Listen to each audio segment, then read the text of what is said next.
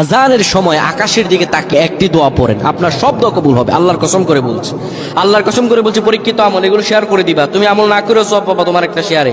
এটি যদি শুনে অন্য কেউ আমল করে তুমি আর সওয়াব পেয়ে যাবা। আজানের সময় যখন আজান হয় তখন আমরা কথাবার্তা বলি, এগুলো অনুচিত। আপনি আজানের সময় আকাশের দিকে তাকিয়ে একটি দোয়া পড়বেন। এই দোয়াটি আমরা অনেকেই পারি। এখন বলবেন হুজুর কমন পড়ে গেছে দোয়া।